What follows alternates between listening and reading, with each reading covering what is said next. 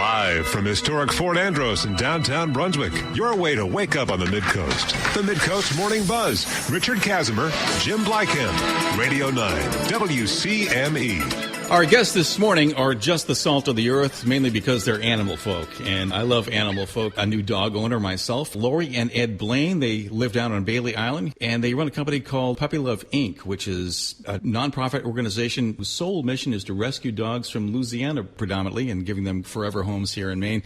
Kids, welcome to the Mid-Coast Morning Buzz. Thank you so much for what you do, and thank you so much for coming in. How are you guys? Good. Thank you for having us. How did you start this? I'm just amazed at people who do rescue work. That's a big challenge, especially with the amount of dogs that you get in and then the care and feeding of them until you find them homes. What was in your mind at doing this? Wow, that's a big question. And you're just good folk then, right? No. Well, we're that too. I think it's our love and our passion for animals, animal rescue.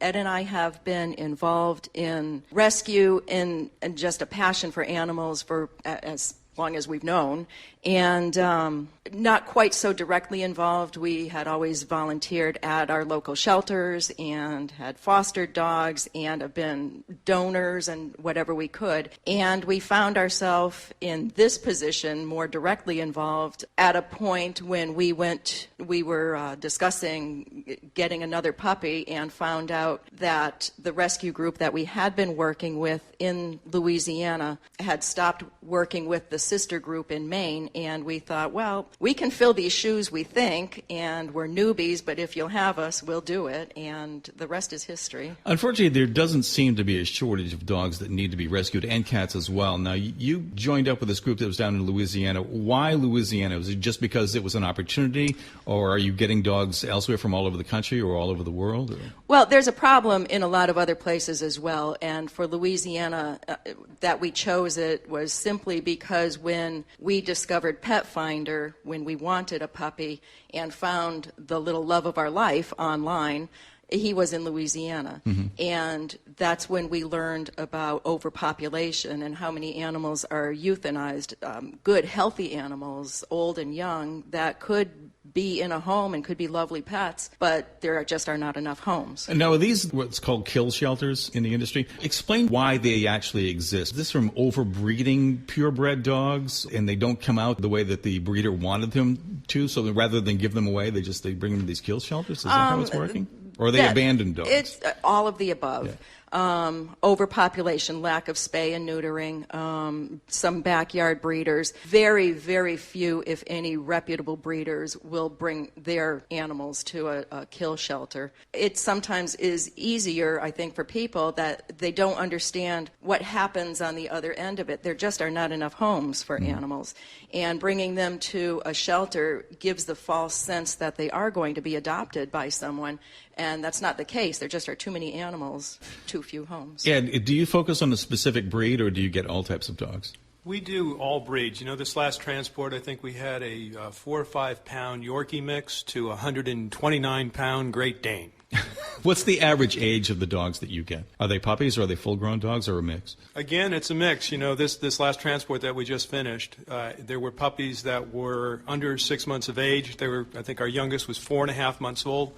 And the oldest was 4 years old, if I recall correctly. Yes. So go through the process. If someone is interested in getting a dog, what do they need to do? How do they get in touch with you? You have a website? We do have a website, puppyloveme.org, and on it shows our available dogs. Most of them are in foster homes in Louisiana. We have a couple foster homes in Maine. We can always use more foster homes. When someone sees one of our dogs, we have an application process, online or paper, and we want to know basic information about household and lifestyle and the dog that you've chosen and whether or not it will be a good match for you. We want this to be the dog's forever home. We don't want to keep switching around. For the sake of the dog and the people, we want it to be a good match. We feel we know our dogs very well. We have a very big network of foster homes in Louisiana who communicate with us and with each other, and the dogs are living within a family environment. So we know what they're like. We know what they're like with kids. We know what they're like with other dogs and cats, and just what their energy level is. So we feel that we can match up with what people are looking for. And that's what the foster home is about, is to get them acclimated to human contact Yes. again and to get their personalities out so that Yes. you can then do a good match. I know my dogs, don't I? My experience is that in my many incarnations, I used to be a representative for a major pet food company, and I used to go into stores all the time, be their in-store rep. And I did this for 3 years, and I would say that 90% of the people that came in with animals, they were rescue animals. And the people that had rescue dogs would tell these wonderful stories. And I know there's a lot of people out there that may be thinking about, well, do I go to a breeder or do I go to a pet store or whatever, or do I take a chance and do a rescue? That people would say that they would go to pick up their dog that they had never seen before other than pictures, and as soon as that dog came out of the truck or the trailer or whatever, went right to that person. And it was like this epiphany, this like sent from heaven.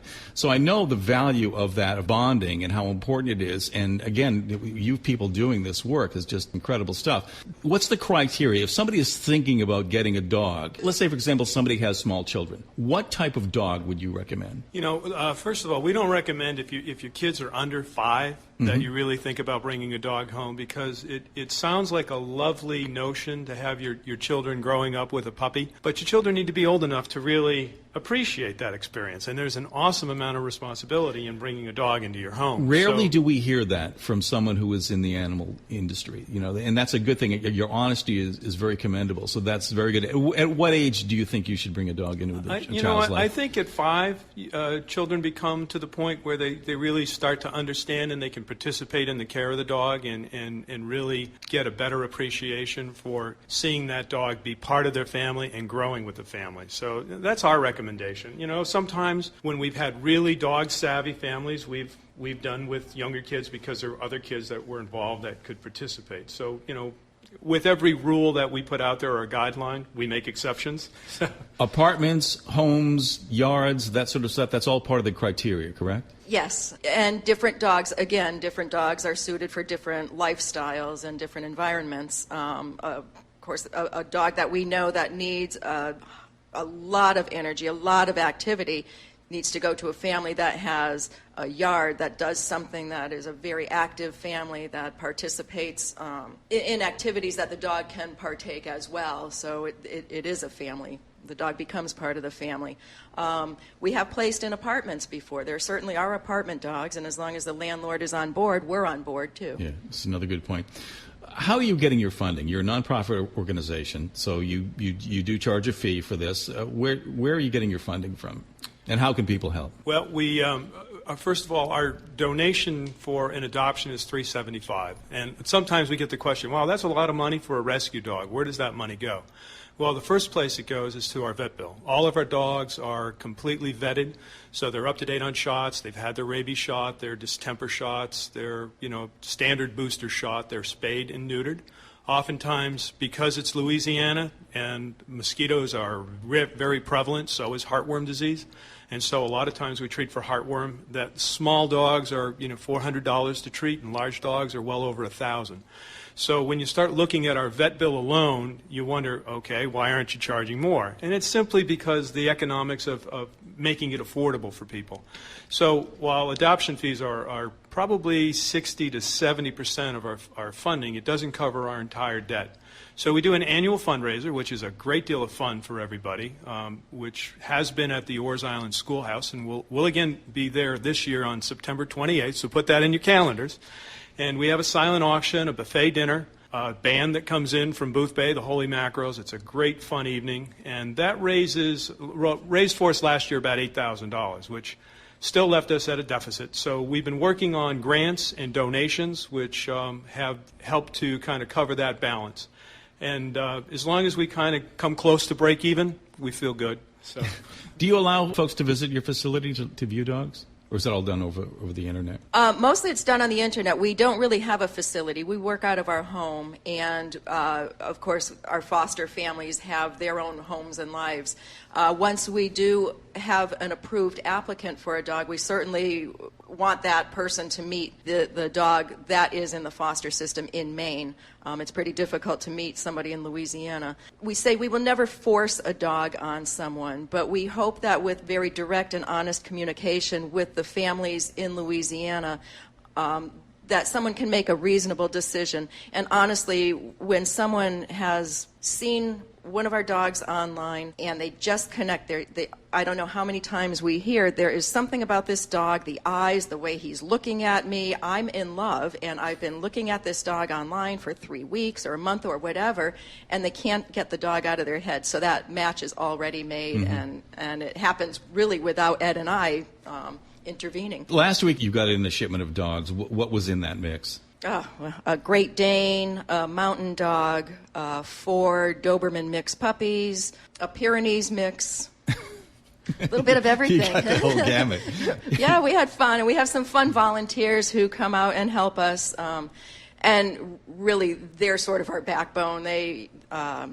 We've got a nice group of people that consistently come out to help feed the dogs, walk the dogs, clean up, and they enjoy animals as much as we do. So. Laurie and Ed Blain, they run Puppy Love Incorporated, and you can reach them on the website at puppyloveme.org. Also, if you want to send an email at info@puppyloveme.org. The phone number is 207-833-5199. Kids, you're doing dog's work here. It's wonderful that you came in. Please keep in touch, and best of luck to you. And you can scratch your ear with your leg, too, so that's really good.